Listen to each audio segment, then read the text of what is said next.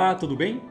Neste terceiro vídeo da série Mens sana in corpore sano e vice-versa, vamos estudar um dos males ocasionados pela nossa alimentação moderna. É a diabesidade.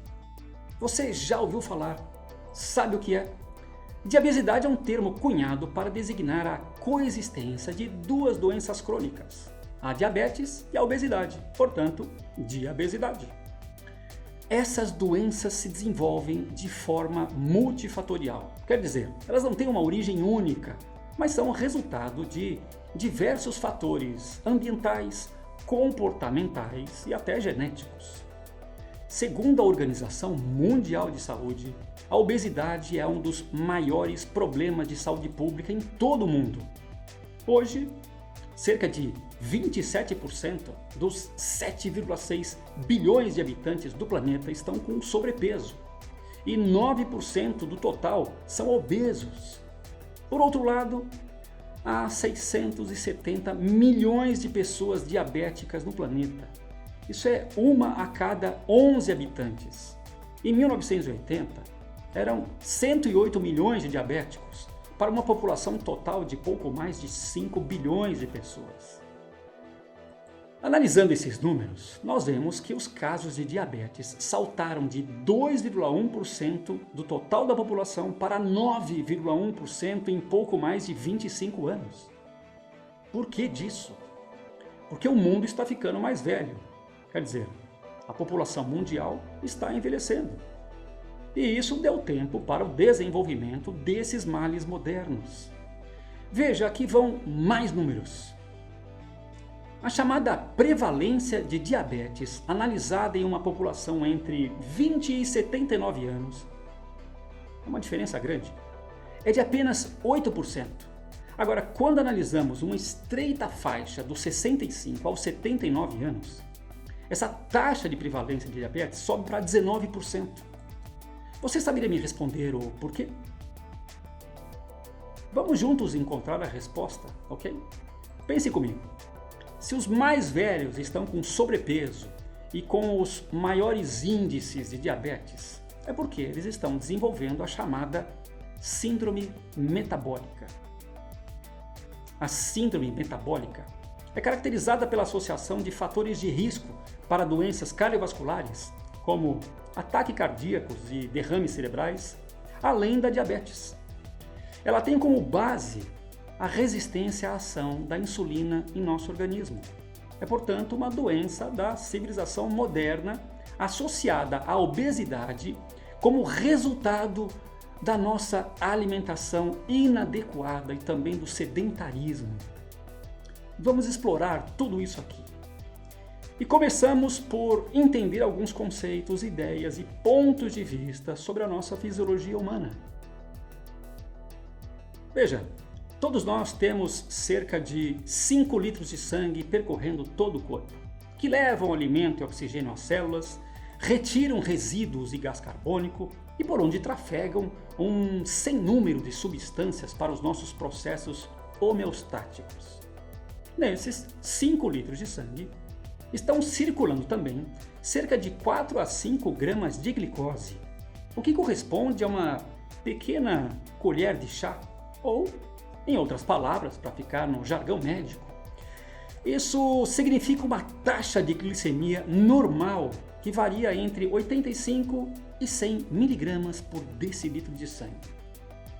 Pois bem, para lhe dar uma perspectiva de como isso é pouco comparado ao que ingerimos diariamente em nossa moderna alimentação, apenas uma pequena lata de suco industrializado tem, em média, 35 gramas de açúcar.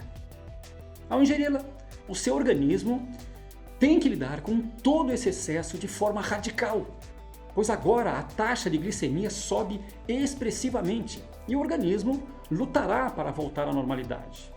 E isso é feito da seguinte forma. Quando sobra glicose no sangue, ela é armazenada em nossos músculos e no fígado na forma de glicogênio. O fígado armazena até 7% do seu peso em glicogênio. Olha, é bastante, hein?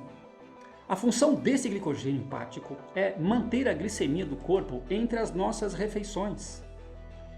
Ele é a forma de se armazenar glicose que poderá ser exportada para qualquer lugar do corpo que tenha necessidades energéticas.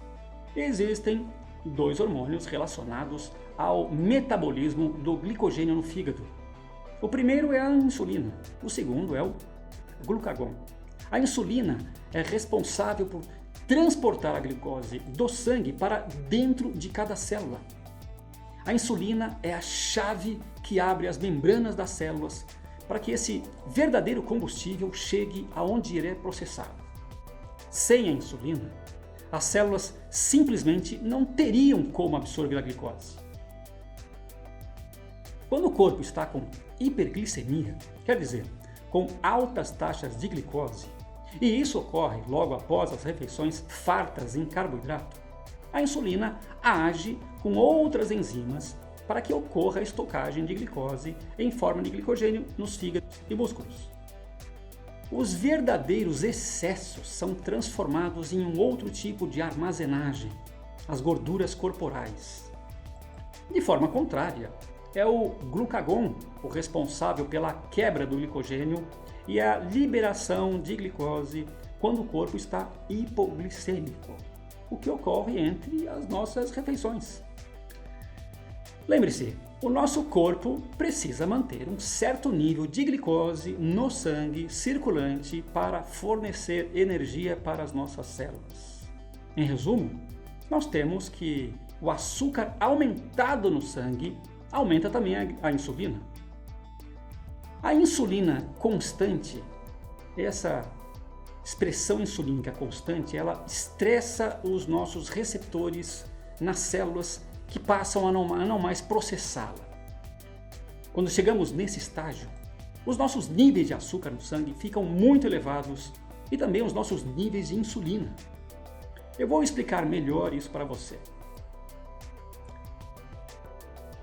Quem produz a insulina no nosso corpo é um órgão chamado pâncreas, e há dois tipos de insulina, a basal e a bolus. A primeira é liberada de forma contínua no sangue, quase a conta-gotas, para que as nossas células tenham acesso à glicose necessária e produzam energia.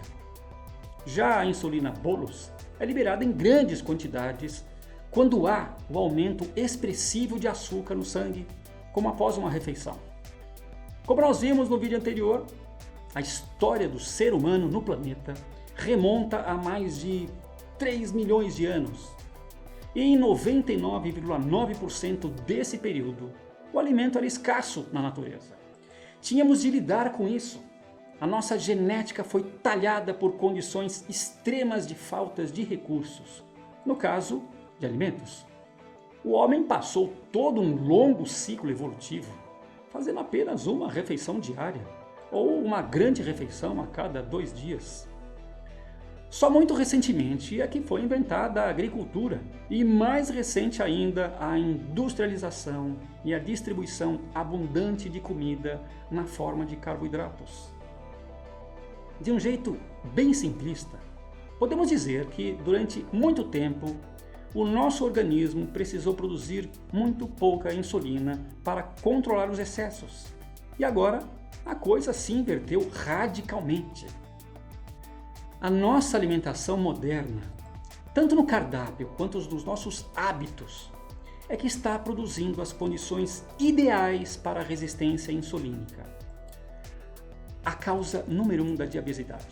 Veja, não é só a glicemia em que há o monitoramento das taxas. Na insulina também. Se a glicose ideal está entre 85 e 100 mg por decilitro, nossa insulina ideal está entre 2 a 5 miliunidades por litro de sangue.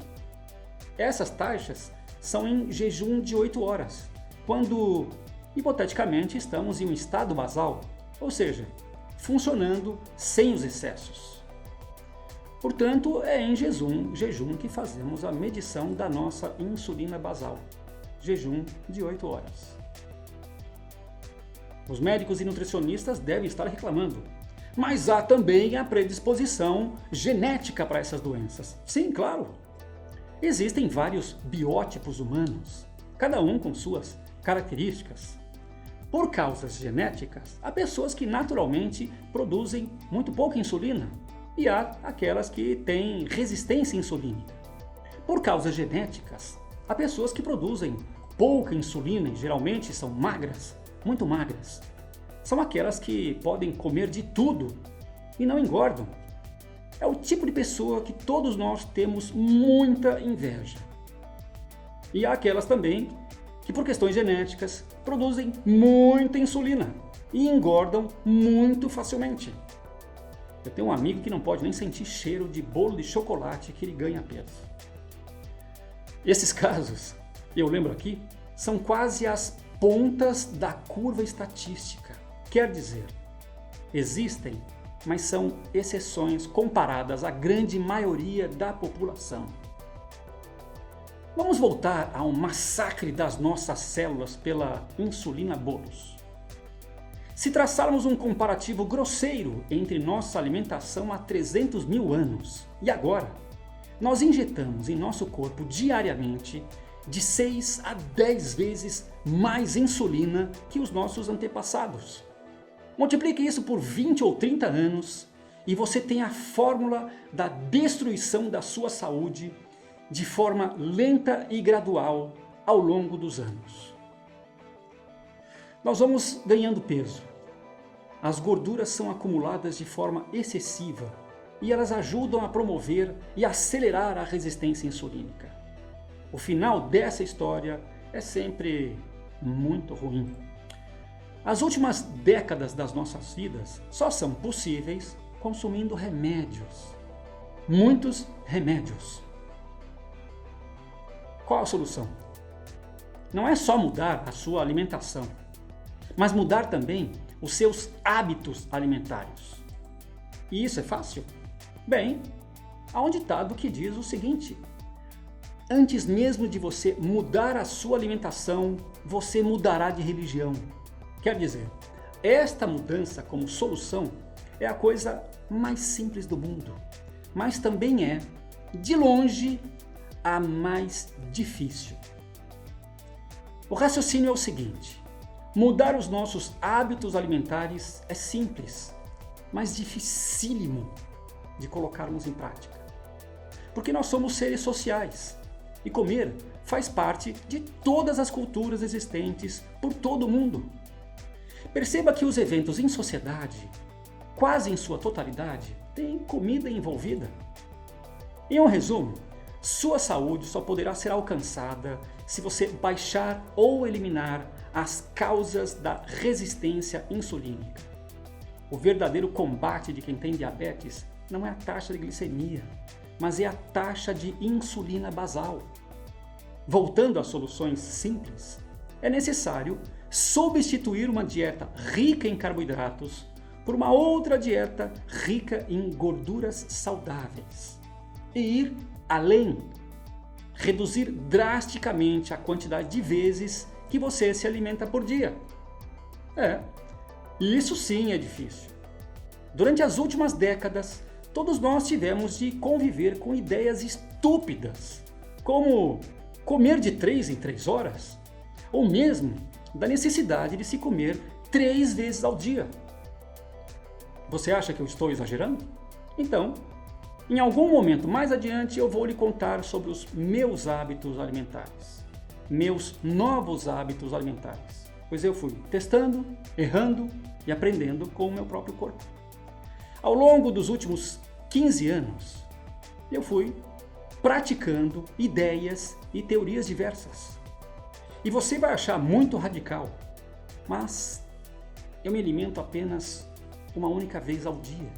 E isso já faz 3 anos. Nos primeiros 6 meses, eu perdi 15 quilos. Eu tenho 1,75 m de altura e há mais de 2 anos e meio eu mantenho o meu peso em cerca de 71 quilos. A minha disposição e a minha capacidade física, ela é melhor que a dos meus filhos de 20 anos. É surpreendente, não? Pois eu fui aprendendo, avaliando e aplicando uma série de teorias e conhecimentos, experimentando dietas, sempre com um único objetivo: descobrir a verdade por trás de nossa realidade, de nossa existência. O resultado de tudo isso, de minhas descobertas, de minhas experiências, os caminhos que percorri e as encruzilhadas que testaram a minha determinação, eu vou continuar trazendo para você nesta série de vídeos, ok? Muito obrigado por você assistir, por você curtir e por você também compartilhar com seus familiares e amigos. Até os próximos vídeos. Um grande abraço!